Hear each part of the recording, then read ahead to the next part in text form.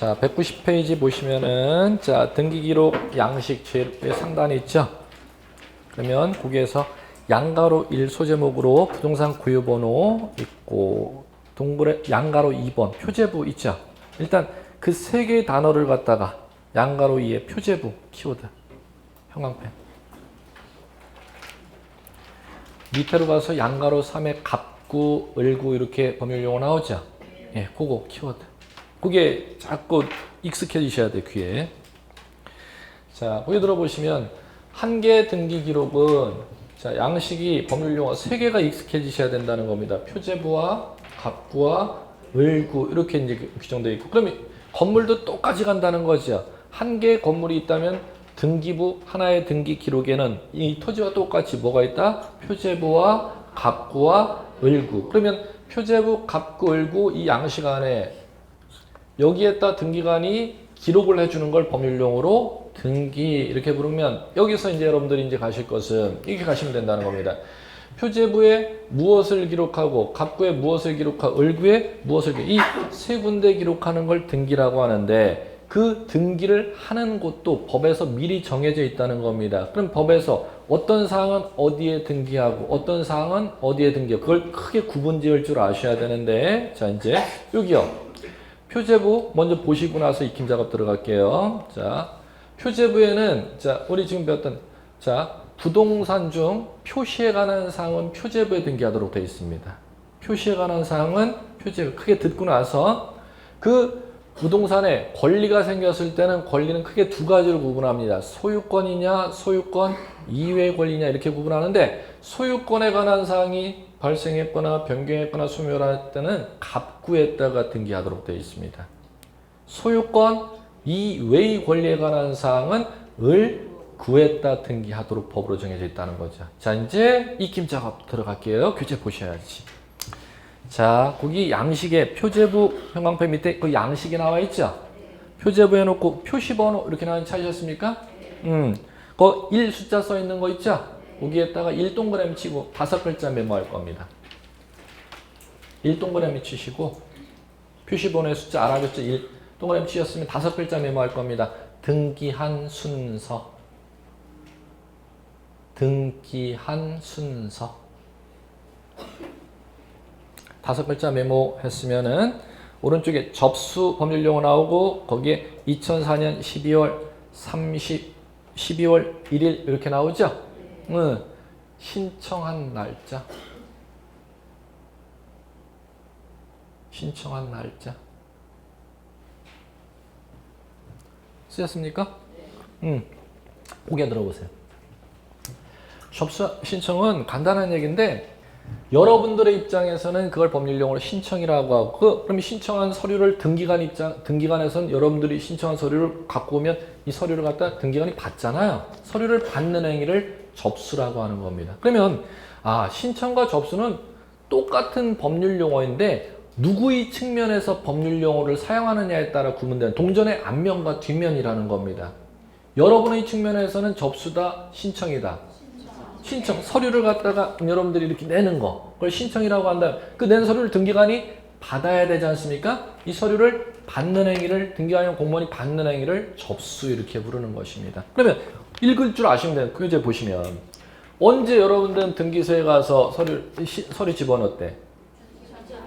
2004년 12월 1일 날 신청했으면 그걸 등기관 서류를 받은 날짜가 12월 1일이라는 겁니다. 이렇게 읽을 줄 아셔야 돼요. 자, 그 다음에 그 옆에 소재 집원란이 있죠? 서울특별시 강서구 화곡동 100 그게 소재와 집원이죠. 그걸 기록하는 행위를 등기 이렇게 부르면 되는 거예요. 쓸 필요 없어요. 그걸 법률용어 등기 이렇게 부르면 되는 겁니다. 그걸 입력하는 걸. 지목란에 대 있죠? 면적란에 200제곱미터 있죠? 그럼 그거 전부 합쳐서 왼쪽으로 소재, 집원, 지목, 면적을 갖다 그 컴퓨터 안에 그 전산 기록을 하잖아요. 등기관이. 그걸 기록하는 행위를 일컬어서 법률용어로 등기다 이렇게 부르고 무엇을 등기한 겁니까? 이렇게 물으면은 부동산 표시, 토지 표시를 등기한 겁니다. 이렇게 읽어나갈 줄 아셔야 된다는 거예요. 예. 그렇기 때문에 그 양식에 위에 보세요. 표제부라고 돼 있고 가로해 놓고 뭐라고 돼 있어요? 그렇지. 그걸 형광펜 치셔야지. 거기에 소재, 지번, 지목, 면적을 미시적으로 암기하지 말고 부동산의 물리적인 현황을 등기하는 걸 토지의 표시, 건물 등기부 표제부일 때는 건물의 표시 이렇게 법률 용어가 바뀌겠죠? 이렇게 이제 해나가시면 된다는 겁니다. 자, 보게 들어보시고 첫 번째, 부동산의 표시는 어디에다가 등기 기록을 하도록 법으로 정해진 그 양식의 이름을 익힘 작업, 표제부. 자, 그다음에 표제부에 등기를 할 때는 등기한 순서를 갖다가 아라비아자로 등기한 순서를 기록하는데 양식을 익힘 작업 암기할 필요는 없어도 표시 번호라 하고, 그걸 여러분들이 서류 등기소에 갖고 온 날짜 적는 걸 접수라고 하고, 그 다음에 소재, 지번, 지목, 면적 적는 걸 등기 중 토지의 표시 등기, 건물의 표시 등기, 더 넓게 법률 용어 부르면 부동산 표시를 등기한다. 이렇게 법률 용어 불러 나갈 줄 아시면 된다는 겁니다. 자, 그러면 자, 다음에 자, 동그라미 2에 건물 등기부 표제부 찾으셨습니까? 기록. 자, 이제 눈으로 확인해 나가 보죠. 표시번호, 등기한 순서 기록해놨네. 그 건물주가 서류 갖고 온 날짜 기록해놨네. 신청한 날짜. 그죠? 그 다음에 건축물 건축된 땅의 토지, 소재하고 건축되어 있는 대지의 지번 기록해놨죠? 건축물의 내역. 이게 뭐가 있어요? 구조, 종류, 면적이 있죠?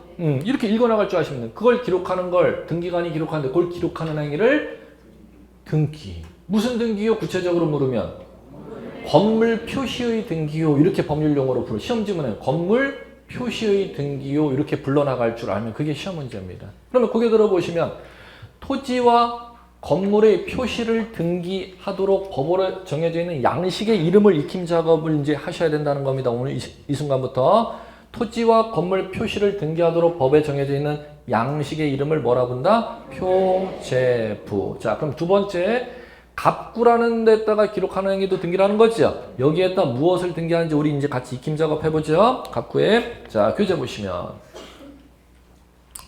갑구에 해놓고 소유권에 관한 사항 형광펜 하셔야지. 소유권에 관한 사항. 갑구 양식 이름의 옆에 가로놓고 소유권에 관한 사항 있지 않습니까? 예.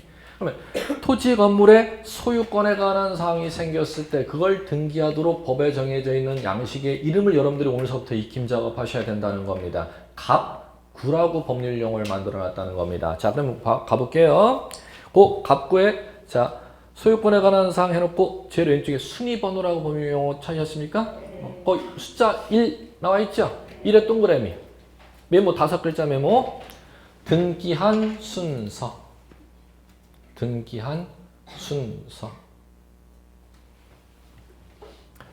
자, 거기 들어볼게요. 이것만 갖고도 시험 문제, 기출 문제 한 문제를 이제 여러분들이 지금 이걸 이해하셨는지 못했는지. 자, 부동산 들어보세요. 온지 댕인지 잘 변별해 보세요.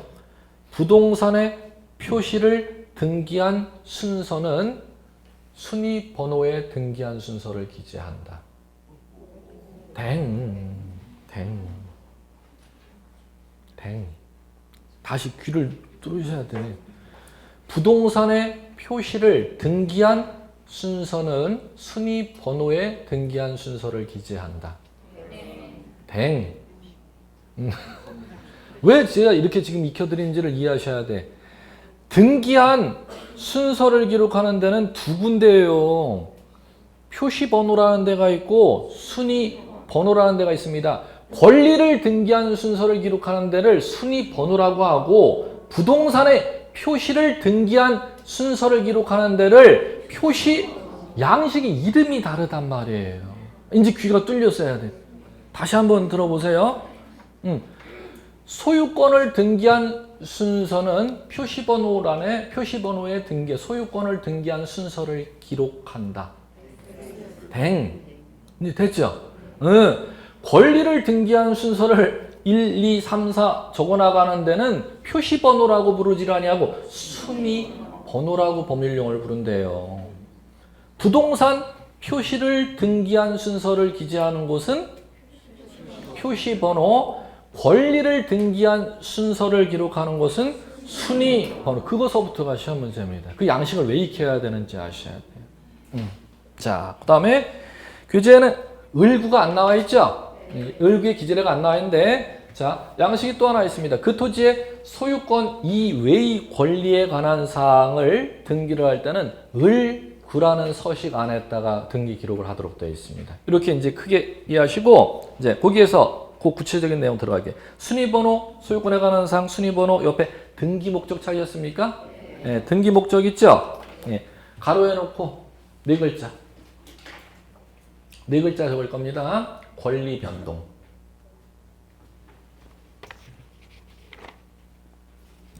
권리 변동. 권리 변동. 자, 메모했으면 익힘자. 민법 어디까지 진도 나가셨죠? 물권법. 총론 끝났어. 점유권 나갔으면 본권, 점유권 나가셨어요? 다음 주에 그럼 소유권 나가네. 네. 자, 그러면 자, 얘기해도 되겠네요. 자, 보세요. 민법의 권리가 발생하고 변경하고 소멸하는 걸 권리 변동. 그 중에서 그럼 권리 변동은 크게 권리를 분류하면은 물권과 채권으로 법전에 규정해 놨습니다. 뭐 물권이냐, 채권이냐, 가족권, 친족권이냐, 상속권이냐 네 가지로 민법은 법전에 권리 분류 작업을 합니다. 물권, 채권, 친족, 상속. 그럼 친족, 상속은 중개대상물이 아니기 때문에 물권, 채권만을 여러분들 중개사법 민법에 배운다는 거죠. 그러면 물권이든 채권이든 그 권리라는 게 발생하고 변경하고 소멸하는 걸 민법에서는 네 글자로밖에 안 배운다는 겁니다. 권리 변동이라고 하는데 그 권리 변동이 생겼으면 권리 변동이 생긴 사실을 등기하러 와야죠. 그걸 등기부에 올릴 때는 권리 변동이라는 이제 법률 용어로 안 부르고 뭐라고 법률 용어를 부른다? 등기 목적이라고 이제 제 수업 시간에는 권리 변동이라는 용어를 사용 안 한다는 겁니다. 그걸 등기 목적 이렇게 이제 부른다는 겁니다. 됐죠?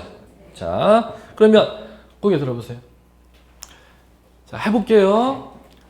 제가 토지 소유권을 갖고 있다가 제 소유권을 갖다 여러분들이 매매라는 거래를 통해서 자, 여러분들이 취득하고자 해. 그럼 민법에서는 매매 또는 권리 변동 이렇게 부르죠. 그러면 등기법, 저와 함께 다른 등기법에서는 그런 법률 용어를 사용 안 하고 제 매매에 따른 제 소유권이 여러분 앞으로 넘어가는 걸 민법에서는 권리 변동, 소유권 취득, 매매, 소유권 취득한 사유, 매매 이런 용어로 배우지만 등기법 시간에는 그런 용어를 절대 사용 안 하고 뭐라고 용어를 사용한다?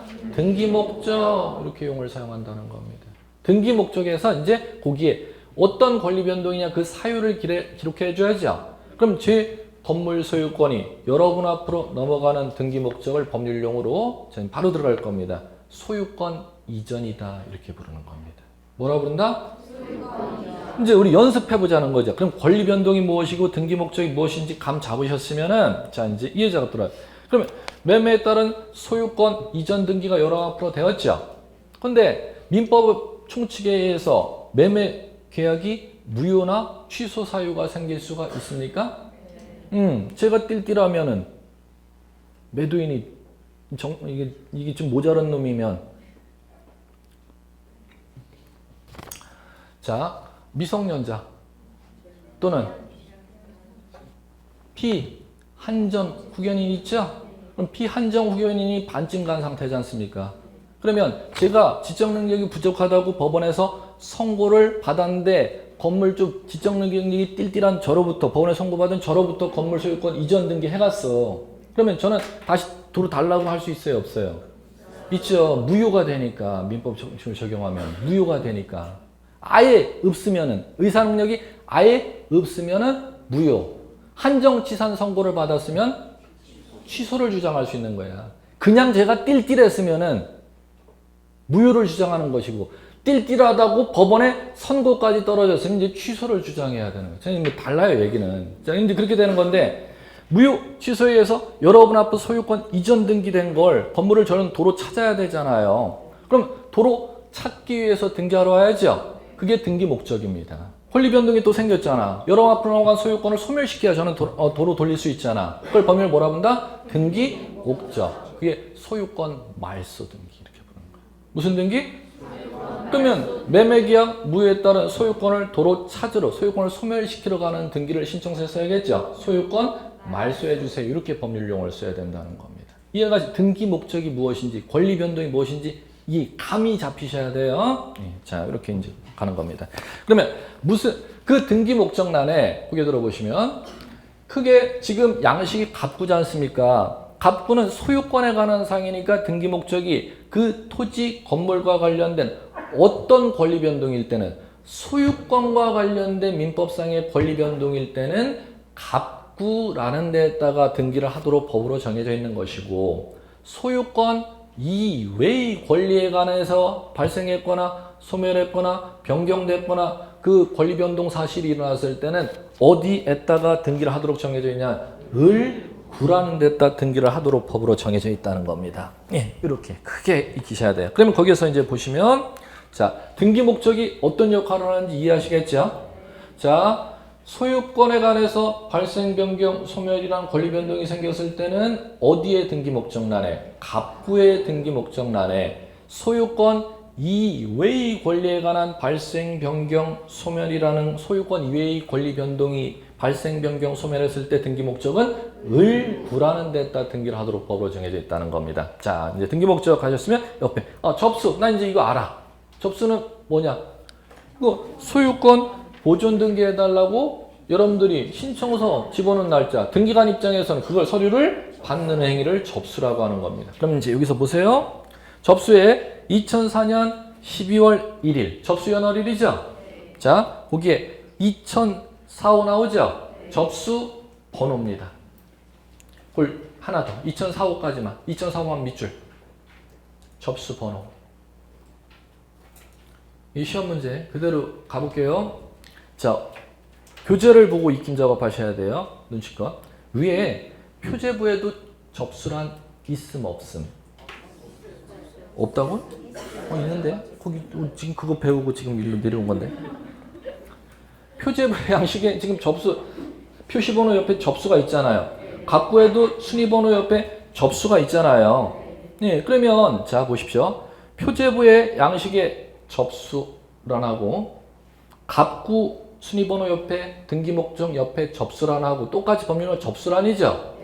양자의 차이점이 무엇인지가 시험 문제. 양자의 차이점이 무엇인지가 시험 문제. 둘 다 서류 갖고 온 날짜 적는 양식란이잖아요. 예. 그러면 양자 차이점이 뭔지 눈으로도 시험 문제를 이거 찾아. 교재는 지문으로 안 돼 있어. 근데 이 시험 문제는 많이 나요. 자, 표제부의 접수란에는 접수한 날짜까지만 적시 몇 번째로 가져왔는지 접수 번호는 적어요, 안 적어요?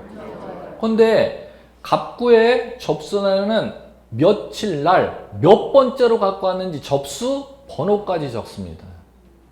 즉 표제부 접수란에는 접수 번호가 없지만 갑구, 을구의 접수란에는 접수 연월일 뿐만 아니라 접수 번호까지 적습니다. 그러면 왜 이걸 시험 문제 낼까? 요가 시험 문제죠? 왜? 그러면은 싸우니까 가 정답이에요. 싸우는 건 다음 주에 가서 싸우고 싸우니까가 정답이에요. 싸우니까. 이제 뭔 얘기인지 간만 띄워드릴게. 똑같은 토지에 재산권자들이 여러 명 있잖아요. 그럼 내가 그 땅에 재산권 우선하는데 네가 우선하는데 싸울 수 있어요, 없어요? 그럼 얘들을 갖다 정리해 줘야 되잖아. 네가 우선이야. 그 다음에 너야. 그 다음에 너야. 그걸 정리해 줘야 되잖아요. 그걸 정리할 때는 접수번호 갖고 정리해. 뭐 갖고요? 그러면 자, 거기에 들어보세요. 다음 주에 구제 할 거니까 이거 메모할 필요가 없음. 자, 표제부에는 무엇을 등기? 부동산의 표시를 등기. 싸울 애들이 없어, 표제부에는. 그럼 갑부에는 애들이 있어요, 없어요? 어떤 애들? 소유권과 관련된 애들. 을구에는 소유권 이외. 그러면 애들은 권리자들끼리잖아요. 그러면 다른 동네, 갑구라는 동네와 을구라는 동네를 다를 별자를 씁니다. 법전에서. 별구에 등기한 순서는 접수 번호에 따른다.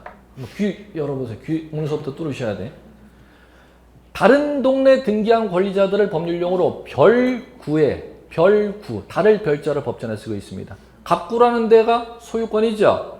을구라는 데가 소유권 이외의 권리죠. 갑구와 을구에 등기한 권리자들 간을 법률용어로 다른 구에 등기한 권리자들 간에는 뭐에 따른다?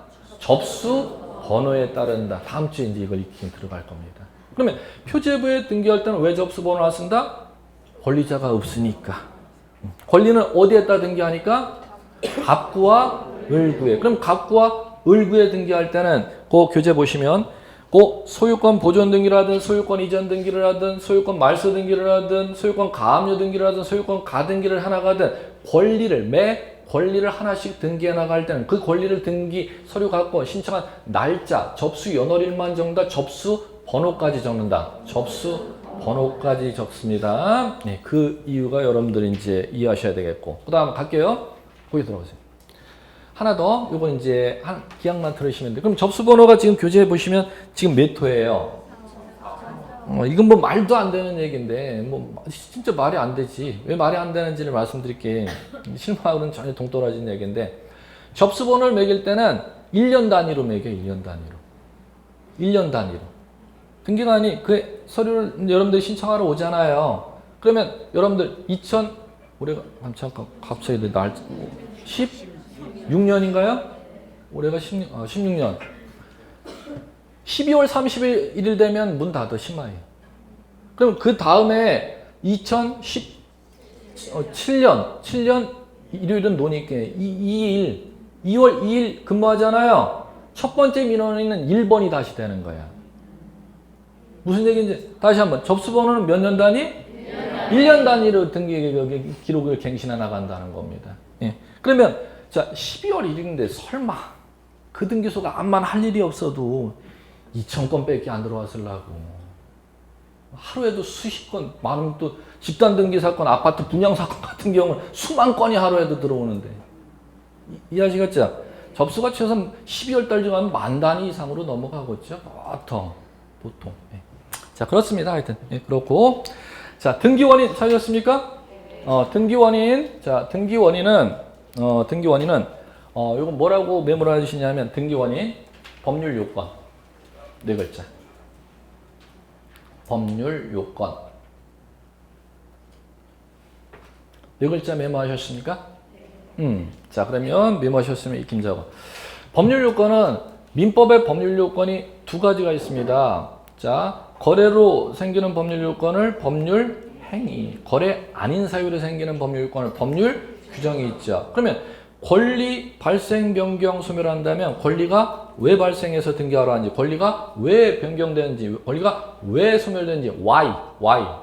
원인이 Y입니다. 왜 생겼는지를 갖다가 기록하는 양식을 법률용어 등기 원인. 민법에서는 법률 요건이라고 부른다는 겁니다. 그러면 한번 가보자는 거죠. 자, 토지를 처음 토지대장에 신규 등록했지 않습니까? 그럼 갑 앞으로 자 등기를 하면 토지 자 비전동 10번지 지목 대면적 120제곱미터 표제부에 기록하는 걸 등기라고 하죠. 그 다음에 그 토지 소유권자 이름을 최초 등기해야 되죠. 그걸 어디에다? 소유권에 관한 사항이 갑구죠. 그러면 갑구에 최초 소유권 갑이 취득한 사실을 등기해야 되잖아요. 갑이 소유권을 처음 취득하는 걸 원시 취득 이렇게 부릅니다. 그걸 부동산 등기법에서 뭐라고 부른다? 등기 목적 이렇게 부르는 거예요. 어디에다 적어주는 거다? 등기 목적란에 그걸 기록하는 겁니다. 최초 소유권 취득한 사실을 등기 목적란에 적어줘야겠죠. 소유권을 처음 취득한 사실은 보존이라고 법률용어로 부르도록 되어 있습니다. 민법에서는 원시 취득이다 이렇게 부르죠. 소유권 원시 취득한 사실을 부동산 등기법에 부를 때는 원시 취득이라는 법률용어, 법률 규정이라는 법률 이런 용어 사용 안 한다는 겁니다. 뭐라고 부르도록 되어 있다? 소유권 보존 등기다 이렇게 부릅니다. 그러면 보존 등기 친다는 것은 이제 보존 등기 치러 간다는 것은 토지 최초 소유자 이름을 등기하러 건물 지은 사람 최초 건물 소유자의 이름을 등기하러 가는 게 보존 등기 치러 가는 겁니다. 무슨 등기가 무슨 얘기인지 아시겠죠? 예. 그러면 자 거기 들어보세요. 소유권 보존 등기를 그러면 갑이 등기했으면 소유권 보존 등기를 왜 하러 왔는지를 기록한 데를 등기 원인이라고 하지 않습니까? 그러면 소유권 보존 등기에는 등기 원인이 없습니다. 왜 없느냐 하면은 최초 소유권자 갑의 이름은 누가 직접 조사해서 결정해 준다. 지적 소관청이 직접 조사해서 결정하기 때문에 권리 변동의 등기 원인을 유일하게 기록하지 않는 등기가 소유권 보존 등기입니다. 그럼 교재 잠깐 이제 익혀보죠. 교재. 등기 원인란에 자 보세요. 소유권 보존 등기 경우는 무엇을 기록하지 않는다. 등기 원인 및 연월일을 기록하지 않는다. 뭐 영원한 시험 문제입니다. 언제든지 등장하는 얘기고. 뭐 특정한 해에만 중요한 게 아니라 매해 등장할 수 있는 시험 지문입니다. 앞으로도 영원히 얘기는. 그리고 권리자 및 기타 상담까지 보죠. 소유자 송모시기, 그 다음에 주민등록번호, 주소 이렇게 이제 읽어나가면 되는 겁니다. 자, 이제 이렇게 이제 했으면 갑구의 소유권에 관한 사항을 기록하면 그 토지의 소유권 이외의 권리에 관한 사항이 생겼을 때는 어디에다 이제 등기를 한다? 을구에. 이제 그거는 이제 앞으로 배우면서 이제 하도록 하죠. 이제 이렇게 익혔으면 원위치로 와보세요. 원위치가 어디냐면은 교재 174페이지. 자, 174페이지 보시면 자, 이제 밑에 이 제목 접수 시기, 효력 발생 시기 찾으셨습니까? 자, 시작되는 또 법률 용어 지문이 나와요. 시험에서. 접수 시기 동그라미 1, 2, 3이 있죠. 네, 거기에서 동그라미 1번 눈 고정하시고 따라오세요. 등기 신청은 대법원 규칙으로 정하는 등기 신청 정보가 전산 정보 처리 조직에 의해 저장된 때 형광펜. 전산 정보 처리 조직에 저장된 때 형광펜. 전산 정보 처리 조직에 저장된 때 형광펜. 접수된 것으로 본다 형광펜. 자, 그거 작업을 하셨으면 양가로 2번 효력 발생 시기로 넘어와 보세요. 등기관이 등기를 마친 경우 자, 형광펜 준비. 그 등기는 접수한 때 효력을 발생. 형광펜. 접수한 때 효력을 발생. 자, 그까지 했으면 자, 요거 익힘 작업. 자, 소유권 여러분들이 딱 건물을 최초 소유자로서 토지 최초 소유자로서 등기 서류를 집어넣지 않습니까? 그러면 여러분들의 서류를 갖다 등기소의 컴퓨터에 서류가 등기해달라고 신청 서류가 들어왔어를 기록하겠죠? 그 기록을 접수라고 하는 겁니다. 그러면 접수됐죠? 접수되고 그걸 갖다 조사해서 검토해서 이상이 없으면 등기부에 이제 컴퓨터에 기록, 엔터, 입력 작업을 할 거 아닙니까? 입력 작업이 끝난 때가 등기 마친 때입니다. 입력 작업을 컴퓨터에다 입력 작업을 등기관이 한 때가 등기 마친 때입니다. 그럼 이제 중요한 게 등기를 마치고 나면은 언제서부터 그 효력이 발생하냐면 등기 마친 때부터 효력이 발생하는 게 아니라 자 3일 전에 4일 전에 여러분들이 그 서류를 갖다 집어넣은 때 있죠? 그걸 접수한 때라고 하는 겁니다. 언제서부터 그 등기 효력을 인정해 준다? 접수한 때부터 그 효력을 인정해 준다는 겁니다. 예. 자, 그 다음에 3 용어 정의 오른쪽 175페이지 4 부동산 등기제도 익히는 자, 요 형광펜 작업하고 민법의 기초 용어를 갖다 서술해 놨으니까 어려운 얘기 아니에요. 양가로 1 법률행위 형광펜 4 부동산 등기제도의 기능에서 양가로 1 법률행위 형광펜 끝으로 가서 효력 발생 요건 형광펜 키워드 작업 다 하고 이해시켜 드릴게요. 양가로 2 법률 규정 형광펜 끝으로 가서 처분 요건 형광펜 양가로 3 대항 요건 형광펜 자, 세 개의 지금 키워드 작업은 민법 시험 문제에서 출제됩니다. 참고로 요 등기법의 1장에 나오는 문제는 민법에서 2문제가 출제됩니다. 많으면 2문제, 적어도 한 문제는 민법 시험 문제에서 배당이 돼요. 등기법 시험 문제 배당이 떨어지는 게 아니고 민법 시간에도 이제 앞으로 다룰 텐데 자, 이제 가장 기본 용어는 지금 알고 가자는 거죠. 등기를 왜 하는지를 민법에서 묻습니다. 무엇 때문에 등기를 하도록 법에 규정되어 있는지를 등기의 기능 이렇게 부르는 겁니다. 그러면 자, 우리나라 법에서는 등기를 하는 이유가 세 가지 이유 때문에 등기를 하러 온다는 겁니다. 첫 번째 키워드가 법률행위 형광펜 쳤고 효력 발생 요건 형광펜 쳤죠. 자, 두 번째가 법률 규정 형광펜 키워드 쳤고 처분 요건 쳤고 세 번째가 대항 요건 쳤죠. 이걸 구분하는 것을 민법에서 묻는다는 겁니다. 예, 그럼 가보죠. 첫 번째 법률행위는 거래로 부동산 물권 변동을 일으킬 때 그걸 법률행위 그러면 이제 법률행위인지 아닌지만 변별하실 줄 아시면 되잖아요. 이제 그걸 이제 여러분들이 이번 달서부터 민법 1년 내내 공부해 나가는 게 그거 공부하는 겁니다. 민법 시간에. 법률행위인지 법률 규정인지. 그러면 법률행위라면은 뭐까지 하여야 민법상 그 권리 변동의 효력을 인정해주고 등기까지 하여야 거래 끝난 것만으로는 권리 변동 효력 인정 안 해주고 등기까지 하여야 권리 변동의 효력을 인정해주고 법률 규정이라면은 등기하지 않아도 권리 변동의 효력을 인정해준다. 그걸 구분하는 시험 문제 변별력을 이제 오늘서부터 길러나가야 된다는 겁니다. 해볼게요. 자, 이거 해보죠. 뭐. 땅 토지대장에 처음 등록하는 걸, 갑이 등록하는 걸 뭐라 본다? 신규 등록. 신규 등록한 갑은 등기소에 서류 집어넣죠. 최초 권리 변동 사실 등기하러 온 걸 등기 목적에서 뭐라 부르냐 하면 소유권 보존 등기 이렇게 부르죠. 소유권 보존 등기 하여야 소유권 취득의 효력이 발생한다. 소유권 보존 등기 하지 않아도 소유권 취득의 효력이 발생한다. 하여야 시험 문제가 지금 그렇게 나간다니까요. 소유권 보존 등기 하여야 비로소 갑을 소유권자로 인정해준다. 소유권 보존 등기 하지 않아도 소유권자로 인정해준다. 않아도 소유권 보존 등기 하여야 효력이 발생한다. 이렇게 나오면은 댕이라는 거죠. 그럼 이거 똑같이 가지.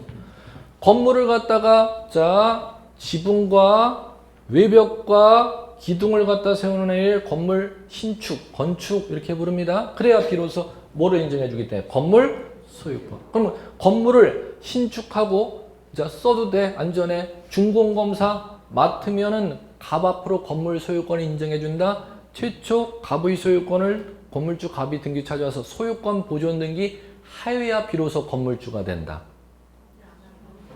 하지 않아도 뭐한 때부터 갑을 건물 소유권자로 법적으로 인정해 준다는 겁니까?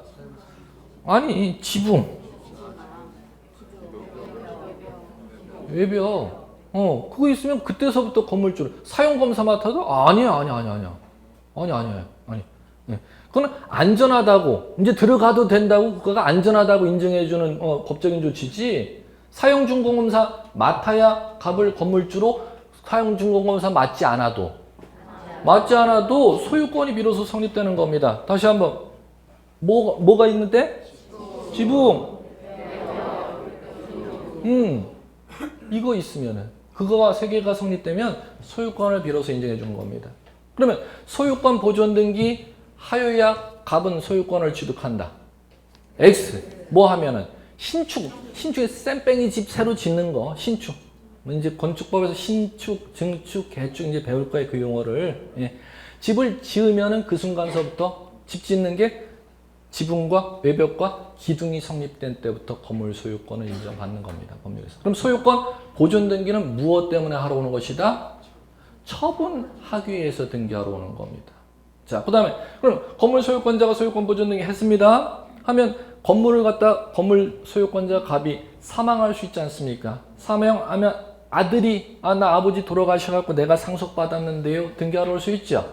그러면 상속받은 건물 상속인이 소유권 이전 등기하러 옵니다. 효력 발생하기 위해서 소유권 사망한 아버지 소유권 이전되는 효력을 발생하기 위해서 등기하러 오는 겁니까? 아니면 팔아먹거나 대출 땡기기 위해서 등기하러 오는 겁니까? 팔아먹거나 대출 땡기기 위해서 등기하러 오는 거예요. 상속받은 건물. 예. 그걸 무슨 등기란? 처분 요건으로서의 등기 이렇게 부르는 겁니다. 그 앞에 처분 요건으로서의 등기가 되는 앞에 법률 규정, 상속이 법률 규정이에요. 건물 짓는 게 신축한 게 법률 규정인 거. 그럼 해볼까요? 아들이 또 그럼 상속해갖고 소유권 이전 등기 했어요. 자, 건물 여러분들한테 팔 수가 있죠. 그럼 매수인 무슨 등기하러 와야 돼? 소유권? 그걸 묻는다니까요. 소유권 이전 등기 뭐 때문에 하러 와요? 효력 발생하기 위해서 매수인은 소유권 이전 등기 하러 옵니까? 아니면은 처분하기 위해서 매수인은 소유권 이전 등기 하러 옵니까?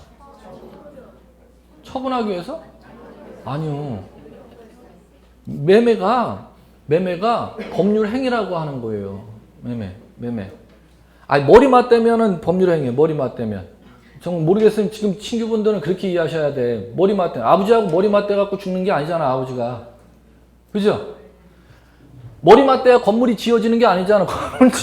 물리적으로 짓는 거잖아.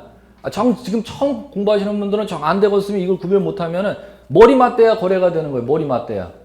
사람들끼리. 그럼 머리 안 맞대면은 머리 맞대는 건 머리가 맞대져야 그 권리가 넘어간다. 머리 맞댔다고 권리 안 넘어간다.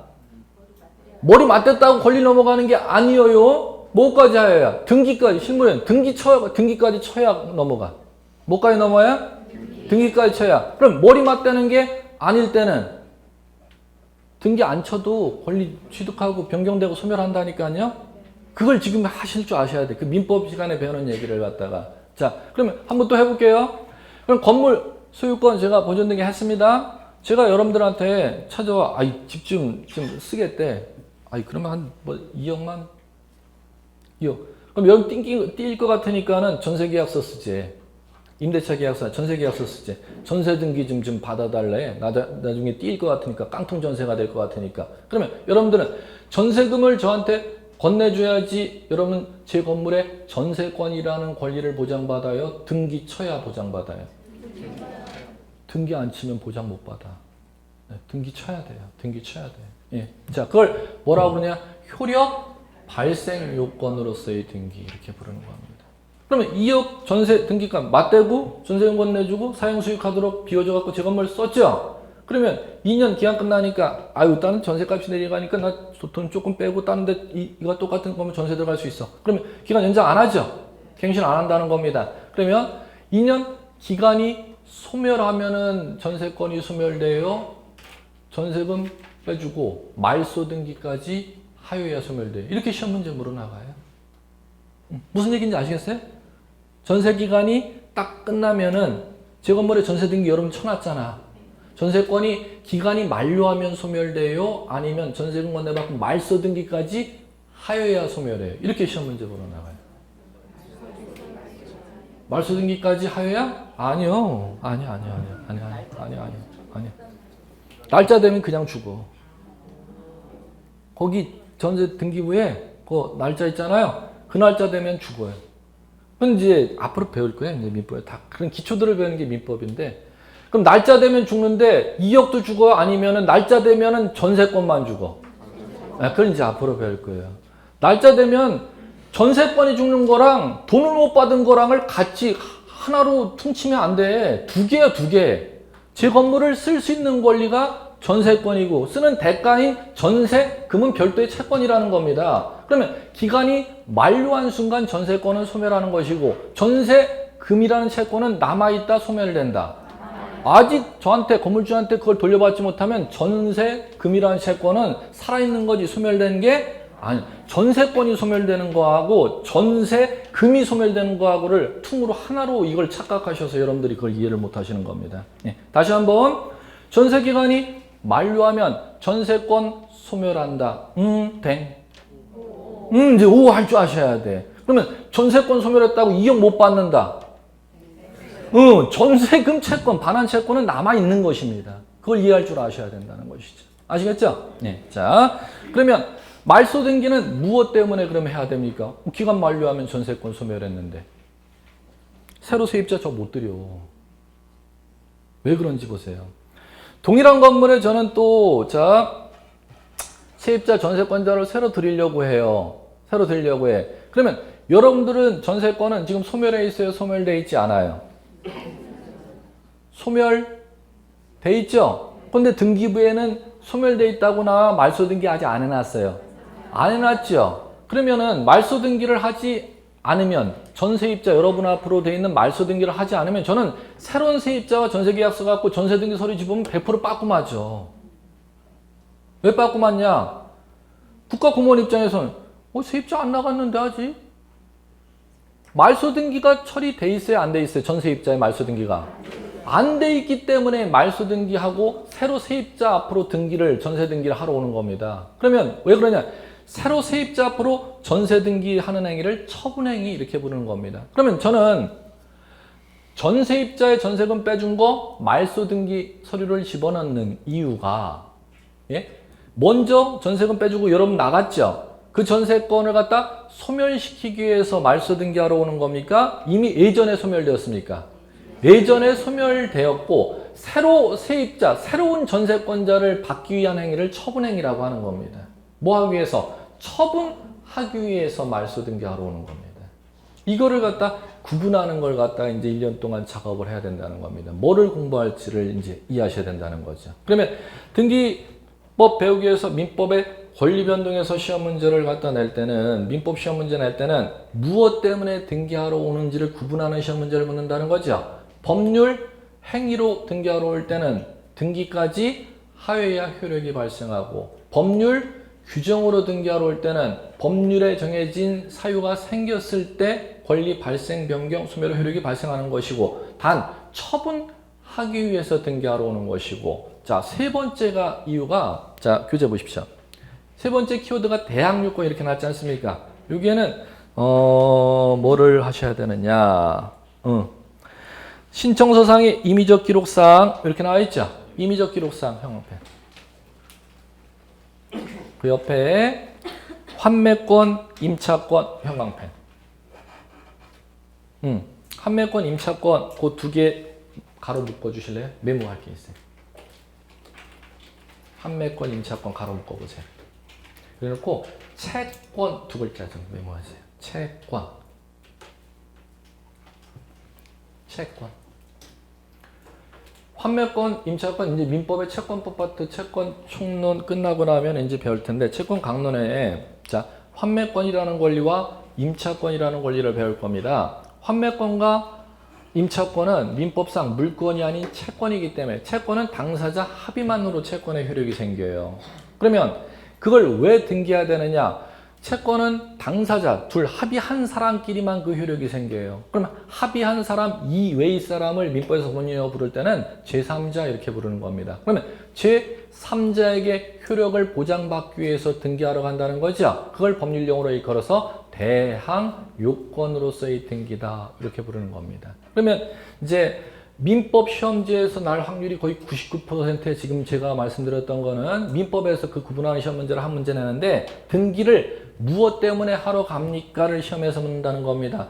효력 발생하기 위해서 등기하러 가는 경우가 있고, 처분하기 위해서 등기하러 가는 경우가 있고, 제3자에게 대항하기 위해서 등기하러 가는 경우가 있습니다. 제 시험 문제는 아닙니다, 참고로. 근데 여러분들 민법 같이 보잖아요. 그렇기 때문에 민법 시험 문제에서 이 문제가 배당이 한 문제 꼭 떨어져요. 어느 애든 예외 없습니다. 한 문제 배당이 이거에 떨어집니다. 예. 자, 그걸 이제 계속 앞으로 해나갈 거니까 크게 여러분들 신경 안 쓰셔도 되고, 이제 교재 175페이지 2절 등기 대상 찾으셨습니까? 여기서부터가 이제 다시 등기법으로 이제 넘어오시는데, 이 얘기는 이 얘기입니다. 등기부의 표제부 양식에 갑구에 을구에 등기관이 뭐 적어주는 걸 입력하는 거, 기록 작업을 등기라고 한다며요. 그러면 무엇을 등기할 수 있도록 법으로 정해져 있느냐가 등기할 사항 이렇게 부르는 겁니다.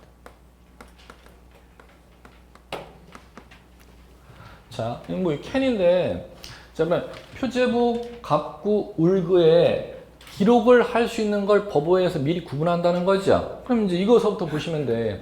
자, 첫 번째.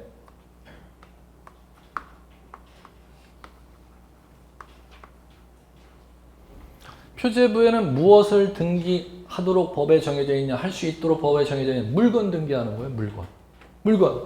자, 어떤 물건을 등기한 다음에 여러분들 답할 줄 아셔야 돼. 이걸 지금 제가 1시간 동안 전 시간에 말씀드렸잖아요. 어떤 물건을 등기할 수 있다?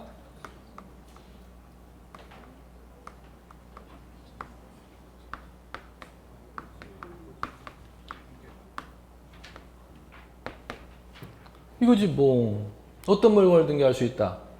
1필지, 1개 건물, 1개의 필지, 1개의 건물을 등기하죠. 그럼 반대로 얘기한다면 한 필지 토지 일부에 대해서는 표제부에 등기할 수 있다. 땅이 평택시 비전동 10번지 필지 땅을 내가 땅 갖고 있는데, 자, 땅 그 10번지 필지 120제곱미터 중 동쪽 40제곱미터만 일단은 소유권 보존 등기해 주시오.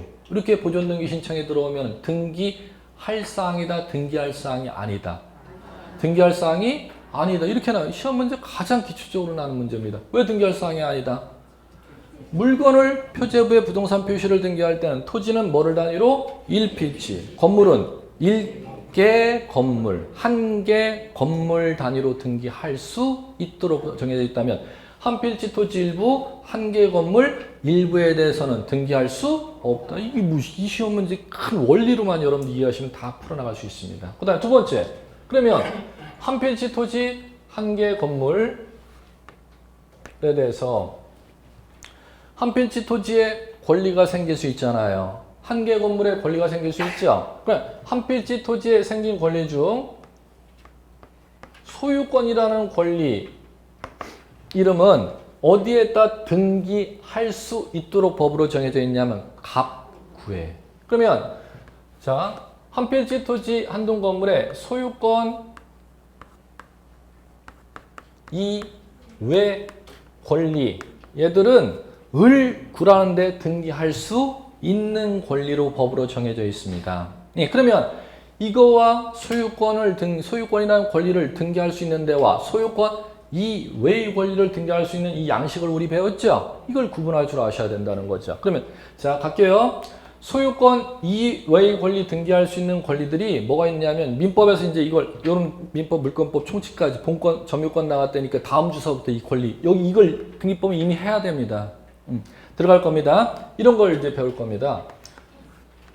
자, 용익. 예. 사용 수익의 줄임 말입니다. 그러면 자, 물건, 토지 건물이라는 물건을 사용 수익하는 권리를 갖다가 뭐라 부른다? 용익권. 용익권 이렇게 부르면 돼요. 예. 용익권. 자, 이제 갈게요. 지상권이라는 거 다음 주서부터 이제 배울 권리도 민법 시간에. 지역권이라는 권리도 있고. 전세권도 있고. 자, 그 다음에 이것도 용익권이지 뭐.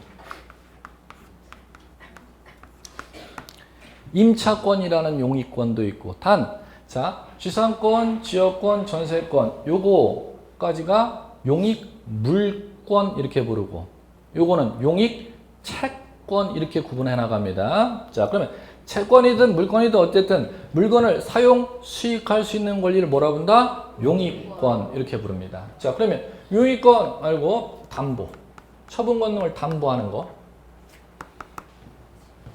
자, 담보하는 권리는 자, 요거.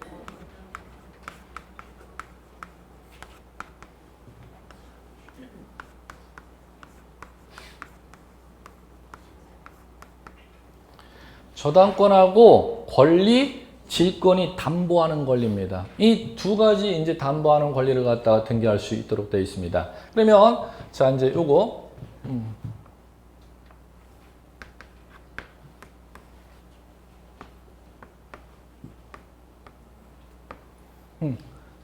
도로 한자에 살매자에 뭐 한자 법전에 한자로 뭐 절대 규정 한글로만 써 있으니까 도로 한자에 살매자인데 자, 어떤 권리를 소유권을 매수인한테 팔아먹고 일정한 기간 내에 장래에 도로 살 수 있는 매도인이 도로 소유권 팔아먹은 걸 도로 살 수 있는 채권을 갖다 민법 채권법에서 이건 민법 거의 마지막 파트에 배울 거예요. 그걸 환매권이라고 불러요.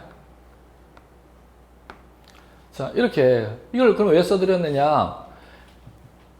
등기법에는 뭐 토지 건물에 생긴 권리라고 다 등기할 수 있는 게 아니고 등기할 수 있는 권리의 이름들이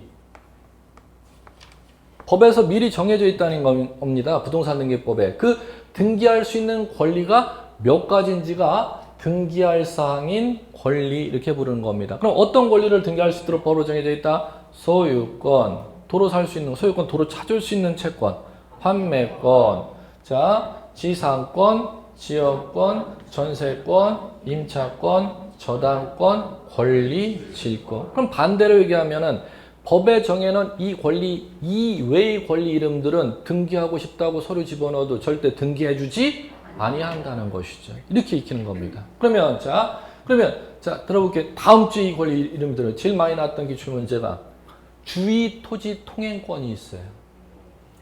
그 민법에 이미 들어봤나요? 응. 주의 토지 통행권 등기할 수 있는 권리이다. 왜 이렇게 물으면 왜는 왜요? 법전에 등기 못한다고 규정되어 있으니까. 등기할 수 있는 권리는 부동산 등기법에 미리 정해져 있는 이 권리 이름에 주의토지 통행권이 들어가지를 아니야. 이렇게 답하면 되지. 자, 해볼게. 또 연습. 그 다음 많이 났던 게 토지의 유치권 등기할 수 있는 권리이다. X. 왜? 없으니까 이렇게 답이야. 없으니까. 실무로 얘기하면은 법률 규정에 의해서만 성립하는 권리니까 이렇게 이제 대답할 수 있고, 법률로 얘기하자면 등기할 수 있는 권리는 미리 법에 정해져 있고 법에 정해진 권리에 유치권이 들어가지를 않으니까 등기 못해. 이렇게 대답하시면 된다는 겁니다. 자, 그러면 자 이제 마무리 갑니다. 이 권리에 대해서 자 발생 변경 소멸하는 걸 민법의 변동이라고 하죠.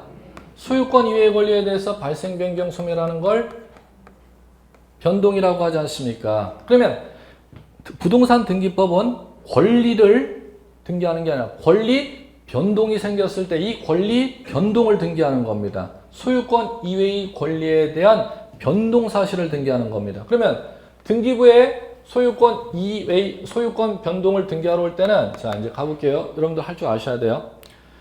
토지, 건물 소유권 처음 취득하는 권리 변동을 민법에서는 뭐 그냥 권리 변동 또는 원시 취득이라는 법률 용어를 사용하지만 등기법에 소유권 처음 취득한 사실을 등기하는 권리 변동의 이름은 이렇게 법률 용어를 사용하도록 되어 있습니다. 보존이라는 법률 용어를. 네. 그 다음에 두 번째, 소유권, 보존 등기된 소유권이 소유권자가 바뀔 수가 있잖아요. 토지 소유권자가 바뀔 수가 있고 건물 소유권자가 바뀔 수가 있죠. 그러면 권리 주체가 바뀐 권리 변동 사실을 등기하는 걸 이전 등기 이렇게 부릅니다. 자, 세 번째, 소유권을 제가 단독으로 소유하고 있다가 제가 소유권을 갖다가 다 팔아먹는 게 아니에요. 제 땅 소유권이 비전동 10번지 필지 소유권 보존 등기 제가 되었는데 자, 제가 소유권을 갖다가 이 땅이 자 대충 그냥 중개사업이 대충 내놔도 거래가 어느 정도는 10억 정도는 받아 넉넉히. 근데 한 5억 정도만 제가 필요한 겁니다. 그러면 은행에서는 지금 은행에서는 5억을 대출해 주지 않는다면 제 소유권을 팔아서 5억을 확보할 수가 있죠. 그러면 소유권을 갖다가 저는 여러분이 제 소유권을 사고자 한다면 소유권을 다 넘겨서 팔 수 있을 뿐만 아니라 소유권을 반만 잘라서 여러분한테 넘길 수가 있어. 이해하시겠습니까? 그러면 비전동 10번지 필지 토지 소유권이 지금 그냥 대충 내놔도 금매로 해도 10억이 떨어지는데 제가 여러분한테 소유권을 갖다 팔았다는 거지 5억에. 그럼 여러분들은 제 비전동 10번지 필지 토지 소유권을 전부 샀습니까? 소유권을 반만 샀습니까? 소유권을 반 지분만 샀잖아요. 그걸 소유권 일부 이전 등기 이렇게 부릅니다. 그걸 뭐라 부른다? 소유권 변경 등기 이렇게 부릅니다. 변경 등기. 그래, 변경 등기라는 건 뭐냐면은 소유권이 좀 전에 다 넘어간 겁니까? 소유권 지분이 단독 소유에서 저와 소유권 5억에 인수한 여러분 앞으로 공유로 바뀌는 겁니까? 단독 소유에서 공유로 소유권이 바뀌겠죠. 그걸 법률용어 뭐라고 일컫는다? 변경 이렇게 일컫습니다. 네. 자, 변경. 자, 그 다음에 자 소유권이 자 이전 등기가 되었는데 아까 얘 그대로 생각하시면 됩니다. 소유권 이전된 원인이 무효 취소 사유가 생겨서 소유권 이전된 소유권을 갖다 다시 전 소유자 도로 찾을 수 있죠. 그 권리 변동 사실을 등기하는 걸 소멸. 이걸 이제 말소. 이렇게 부릅니다. 네. 자, 그 다음에는 소유권이 있다면은 그 소유권자가 소유권을 갖다 양도하지 못하도록 제한을 걸 수가 있습니다. 그러면 그 제한을 거는 행위를 법률용어로 이렇게 부릅니다.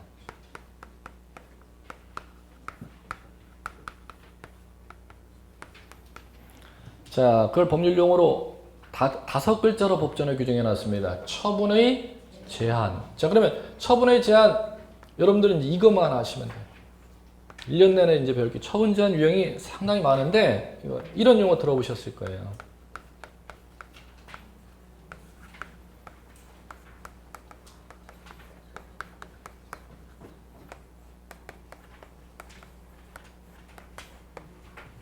경매 신청 기입. 네.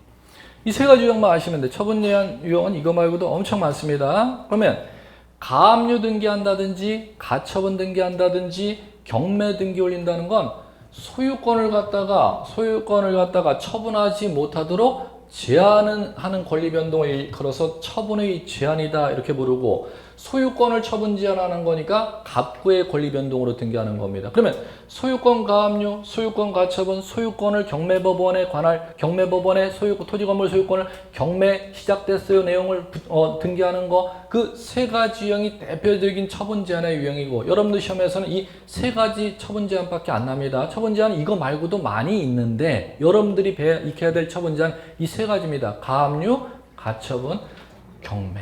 그러면 자, 소유권 변동이 민법에 몇 가지 있어요 하면은 세 가지 있어요 이렇게 민법에서는 대답해야 되지만, 발생, 변경, 소멸. 이제 등기법을 배울 땐 절대 그렇게 하시면 공부 못 들어갑니다.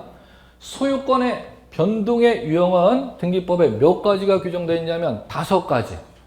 보존, 이전, 변경, 소멸, 처분, 제한. 네, 그럼 마찬가지로 이쪽까지요. 소유권도 변동이 일어날 수 있듯이 토지건물의 소유권 이외의 권리도 변동이 일어나죠. 자, 그럼 가죠. 소유권 이외의 권리 변동은, 자, 갈게요.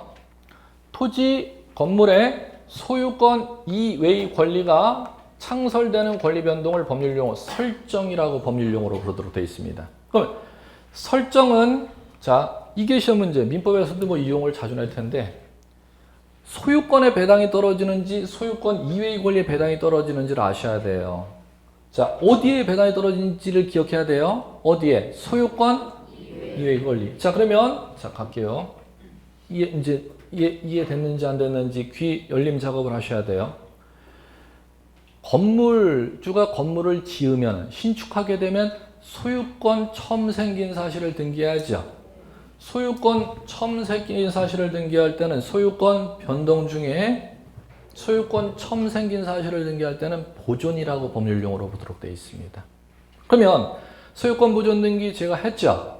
등기했으면은 여러분들이 2억으로 전세계약서를 써서 전세권을 지금 등기해달라고 건물주 저한테 요구하지 않습니까? 그러면 건물이라는 물건 입장에서는, 자, 소유권 변동 사실이 생겼어요. 소유권 이외의 권리 변동 사실이 생겼어요. 어떤 권리인지 배당을 보세요. 전세권.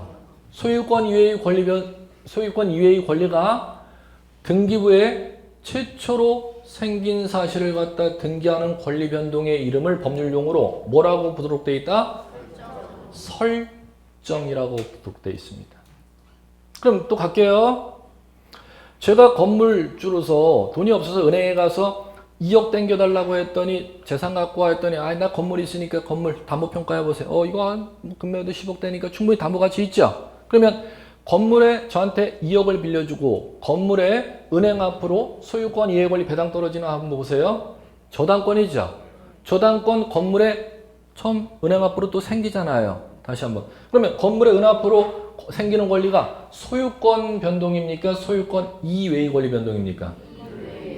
그러면 소유권 이외의 권리 중 어떤 권리인지 이름을 붙이시면 돼요. 저당권이라는 소유권 이외의 권리 처음 생긴 권리 변동 사실을 등기하는 걸 법률용 무슨 등기를 한다? 설정. 그러면 설정 등기 친다, 보존 등기 친다, 이전 등기 친다, 변경 등기 친다. 이게 자유자재롭게 실무 용어가 감각이 와닿아야 시험지가 익힙니다. 시험지가. 이해하시겠죠? 그러면 자 설정 등기 말고 나머지는 다 똑같습니다. 건물의 전세 설정 등기를 여러분이 제 건물에 등기해 놨다면 전세권자는 꼭 기간을 꼭 참고 기간 만료에 전세금 빼고 나갈 수 있어요. 전세권 갖다 타인에게 넘겨줄 수 있어.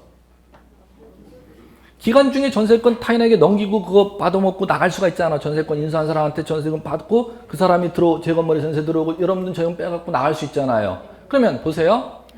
전세권 설정 등기 여러분들은 제 건물에 해놨죠. 그러면 전세기간이 지금 3년으로 돼 있는데, 자, 1년 반 정도 지나서 전세권 인수할 사람 찾았어. 그래갖고 그 사람한테 2억으로 제 건물에 남은 2년의 전세권 명의를 갖다 여러분한테 인수한 사람한테 넘겨주죠. 그러면 등기해주러 가야죠.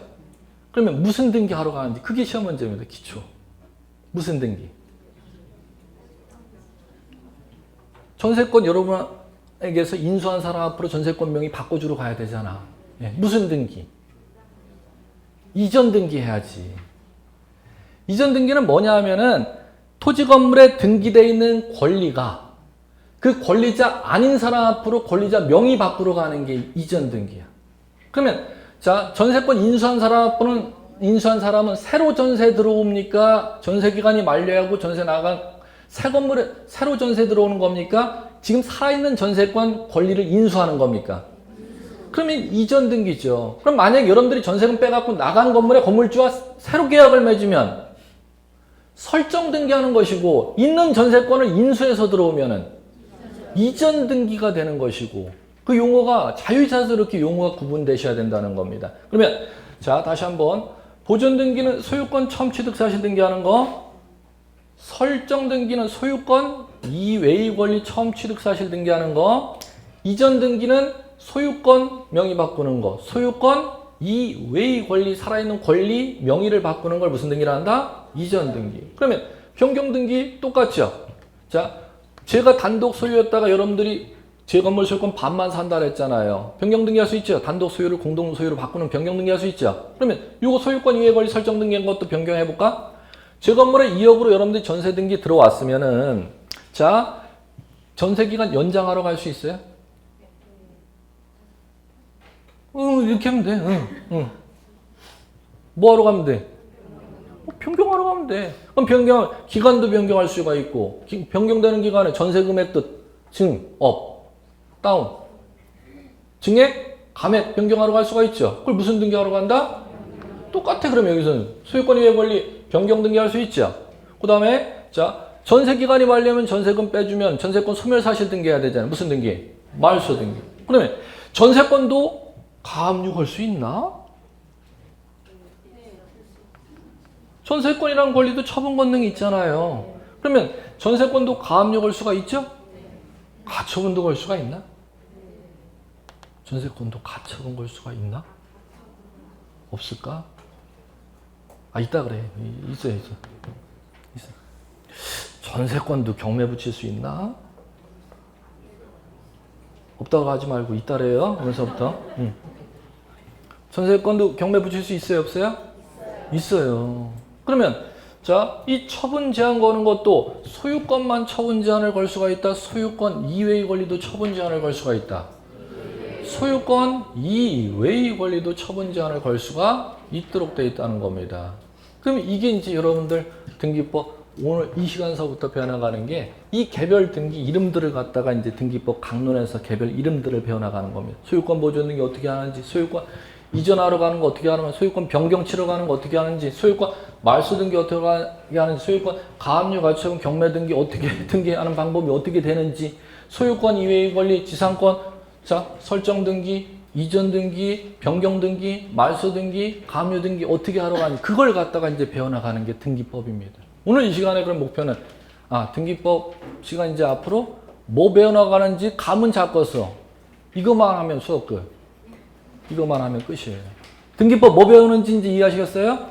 이때 지정량에 비해서 10배가 20배 이상의 분량이 더 많습니다. 그렇기 때문에 제가 오늘 수업부터 배울 때는 마지막까지 전략을 잘 세우시라는 얘기를 첫날 얘기를 까먹지 마시고 등기법 12문제가 납니다. 합격 전략은 몇 문제 그것만 까먹으면 오늘 수업 목표 달성이에요. 몇 문제 까먹으셨지 또. 제가 언제 또 12문제에서 또 10문제 맞추라 했어요. 4문제라 그랬지. 4개, 그 4개가 뭔 기준이냐? 합격자의 평균 기준입니다. 합격하는 분들 등기법 평균 10문제, 평균, 합격하는 분들 평균 기준이 4문제입니다. 그럼 3문제 맞춰도 합격할 수 있다, 없다? 없다? 있다. 평균 뭘로 평균? 있다 하셔야지, 있다. 있다. 등기법 진짜 어려워요. 진짜 어려워요. 제가 수업은 12문제에서 10문제 기준으로 1년을 기준으로 수업할 겁니다. 4문제 전략자라 했다고 4문제 기준으로 수업하는 게 아니라 10문제 맞추는 수업을 할 겁니다. 12문제 맞추는 수업으로는 안 해요. 10문제 맞추는 수업을 하는데 자기가 기준은 전략은 짜고 가셔야 된다는 겁니다. 4문제만 맞추면 합격할 수 있습니다. 참고로. 다른 과목과 이제 같이 해서 합산이 되기 때문에. 단, 그 4문제 기준은 1, 2차 같이 하시는 분들 있죠? 같이 하시는 분들이 4문제로 기준 전략 짜셔서 하는 게 좋아. 2차만 하시는 준공인중개사분들이 계시죠? 그 합격점에 99%와 계신 분들, 1차 합격하시고 2차 하시는 분들 있죠? 안 계시나? 그분들은 8개 기준으로 하는 게 좋아요. 8개 기준. 왜? 공부할 시간이 충분히 남아돌기 때문에. 다른 애 같은 게 상관이 없는데 27회 같이 공법이 엄청 어려워지고 한 과목 있을 때도 그대로 4개 해도 충분히 다 합격할 수 있어. 4문제만 맞춰도. 그런데 공법뿐만 아니라 세법까지 어렵게 된다면 이건 피곤해져요. 그럴 때를 대비하기 위해서 2차만 하시는 분들 입장에서는 6개에서 8개 정도로 전략을 짜셔서 1, 2차 하시는 분들은 4개가 중간중간 점검하시면 4개가 나 맞는지 안 맞는지 그 기준으로 하시면 공부 제대로 하시는 거예요. 예, 수고하셨습니다.